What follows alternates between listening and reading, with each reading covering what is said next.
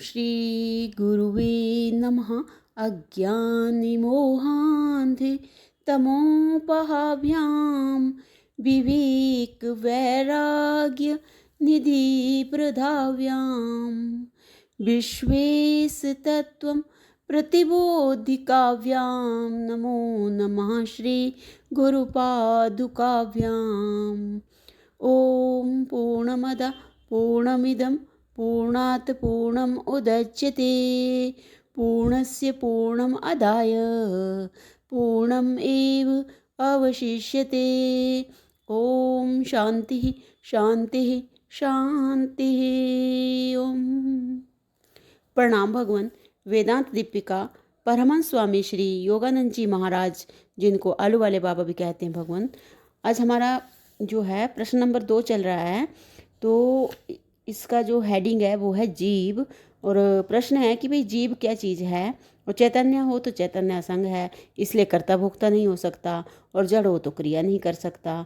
तो स्वामी जी ने बताया कि भाई जो प्रश्न करता है वह जीव है, और आत्म भाव को छोड़कर अज्ञान के भाव को ग्रहण करके बरतने वाला आत्मा जीव कहा जाता है। और जब जीव त्रिगुणात्मक मूल प्रकृति और विकृति से मुक्त होता है तब उसको परमात्मा कहते हैं। अर्थात जब मन की सब कल्पनाएं निर्मल हो जाती हैं तब जीव उपाधि रहित ब्रह्मरूप होता है। तो अब स्वामी जी आगे बता रहे हैं कि भाई शिष्य से कह रहे हैं कि तुझे इस सब को मैं जो हूँ आकाश के दृष्टांत से समझाता हूँ। आकाश एक है, अपरिछिन्न है, तो भी उपाधि के संबंध में अनेक प्रकार का दिखता है। उपाधि भेद से 4 प्रकार के आकाश को समझ।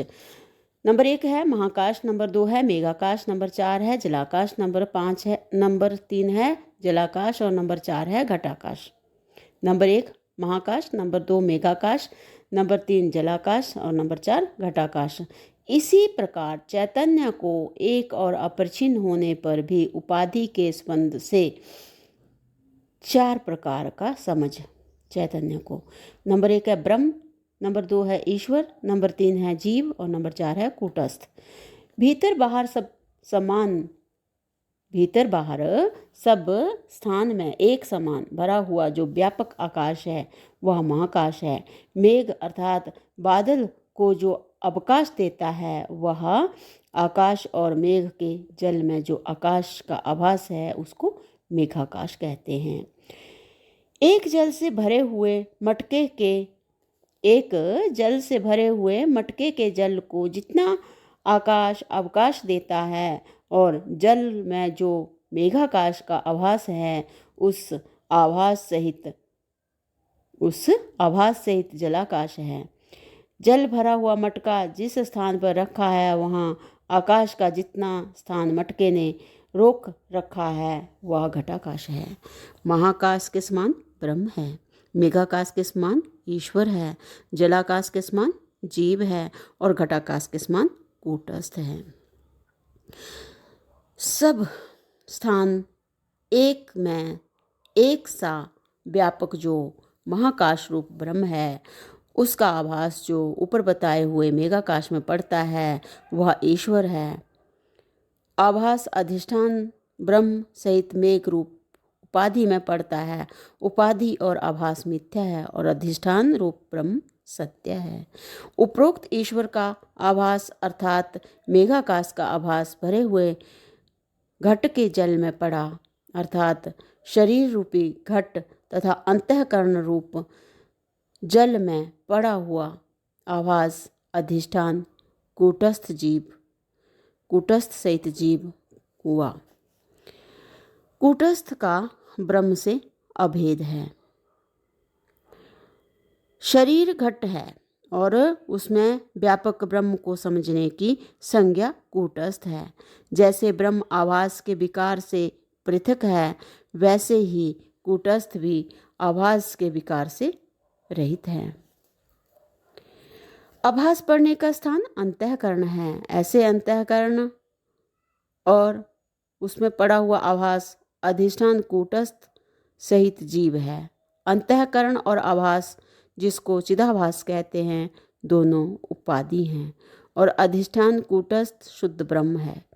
इस प्रकार उपाधि में पड़ा हुआ आभास और अधिष्ठान, इन तीनों को एक समझना जीव का स्वरूप है। उपाधि में पड़ा हुआ आभास और अधिष्ठान, इन तीनों को एक समझना जीव का स्वरूप है।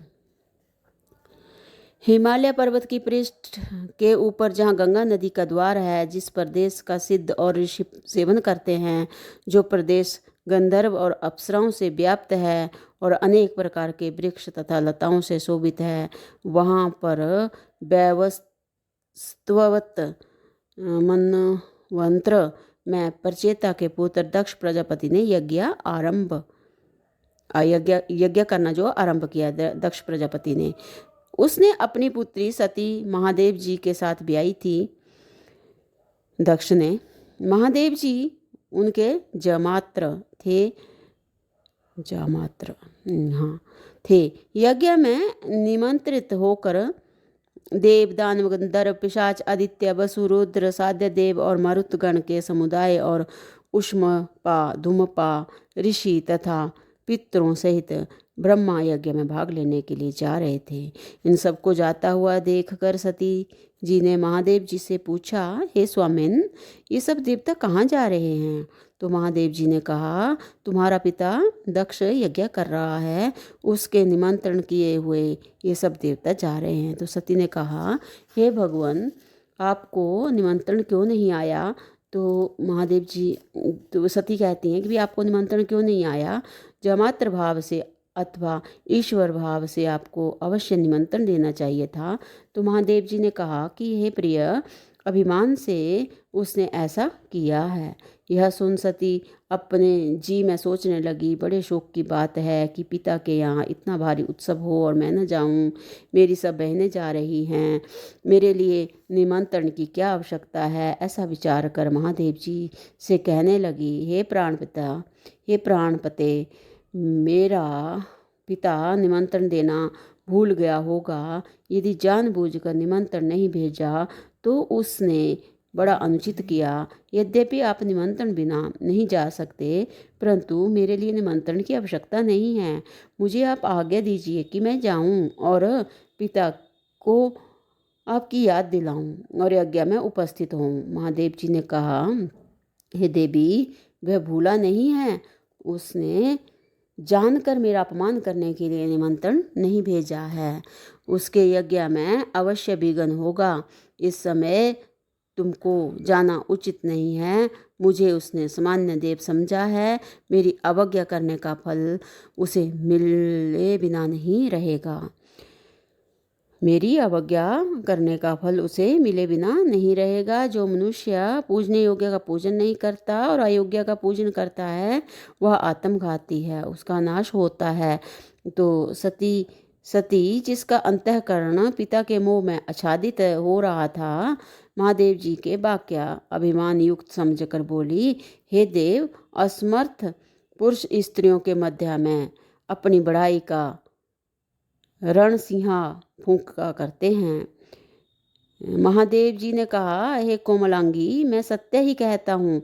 सती ने महादेव जी का कहना ना माना और वह दक्ष के यज्ञ में चली गई। दक्ष के यहाँ किसी ने उसका सम्मान न किया।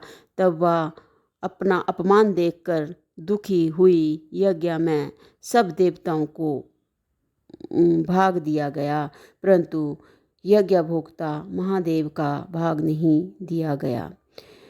इस प्रकार यज्ञ भगवान अपमानित हुए। यज्ञेश महादेव की क्रोधाग्नि से सबको आश्चर्य देते हुए वीरभद्र प्रकट हुए और विकराल स्वरूप से यज्ञ की समस्त सामग्री विध्वंस करने लगे। उन्होंने ऋषि और देवताओं को अंग भंग कर डाला। घबराहट फैल गई, सब भागने लगे। यज्ञ के मध्य में सामग्री जलने से यज्ञ की अग्नि महाप्रलय की अग्नि के समान प्रचंड हुई। वीरभद्र ने दक्ष प्रजापति का सिर काटकर यज्ञ में जला दिया। भयंकर कोलाहल मच गया। समर्थ्यवान देव भी अपने प्राण बचाने के लिए भाग निकले। महादेव जी की आज्ञा न मानने से लज्जित हुई अंग भंग देख कर सती भी स्वयं जल गई। सब ऋषि विकलता में ही महादेव जी की स्तुति करने लगे।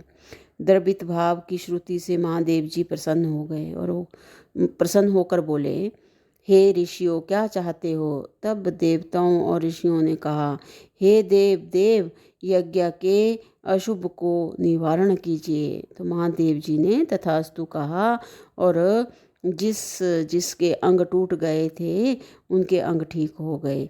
दक्ष का सिर जल जाने से यज्ञ पशु का सिर उसके धड़ पर रखा गया, जिससे दक्ष ने जीवित होकर महादेव जी की स्तुति की, जो शिव सहस्त्र नाम से प्रसिद्ध है। और महादेव की प्रसन्नता से सब सामग्री जैसी थी वैसी हो गई और दक्ष का यज्ञ सफल हुआ। अब इस दृष्टांत का सिद्धांत तुझे समझाता हूँ। गुरु जी कह रहे हैं कि अब इस दृष्टांत का सिद्धांत तुझे समझाता हूँ, जिससे जीव का स्वरूप तेरी समझ में आ जाएगा। तो भगवान इससे आगे जो है वो अगले सत्संग से कंटिन्यू करते हैं। प्रणाम भगवान। ओम शांति ही शांति ही शांति ही। ओम।